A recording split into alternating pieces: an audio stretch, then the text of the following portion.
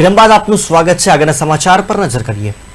પાટણના પ્રગતિ મેદાન ખાતે સાંસદ ગેનીબેન ઠાકોરનું સન્માન સમારોહ યોજવામાં આવ્યો હતો। આ સાથે ઉત્તર ગુજરાત ક્ષત્રિય ઠાકોર સમાજનું શક્તિ પ્રદર્શન પણ યોજવામાં આવ્યું હતું। આ કાર્યક્રમમાં પ્રદેશ પ્રભારી મુકુલ વાસનિક, શક્તિ ગોહિલ, અમિત ચાવડા, જગદીશ ઠાકોર સહિતના કોંગ્રેસ નેતાઓ તેમજ ઠાકોર સમાજની જનમેદની ઉમટી હતી। ઉત્તર ગુજરાતના ક્ષત્રિય ઠાકોર સમાજને સંગઠિત કરી કોંગ્રેસ દ્વારા ક્યાંક 2027ની ચૂંટણીની તૈયારી કરી લીધી હોય તે પ્રકારનો માહોલ જોવા મળ્યો હતો।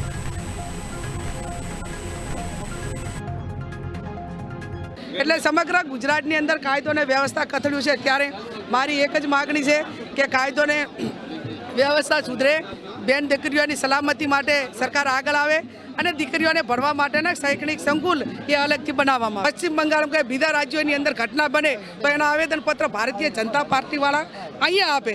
તો હવે તમે આ દીકરીઓ માટે કરીને ભારતીય જનતા પાર્ટીવાળો એક પ્રવક્તા, એક મંત્રી કે એક નેતા કેમ નથી બોલતો? અને હું એટલા માટે કહું છું કે દીકરી બગાડવાની હોય તો કોની ગરીબની, મધ્યમ વર્ગની, જેમ કોઈ આઈપીએસની દીકરી નથી બગાડી દેતું, જેમ કલેક્ટરની દીકરી કોઈ નથી બગાડી દેતું, કેમ મંત્રીની દીકરી કોઈ બગાડી નથી દેતું।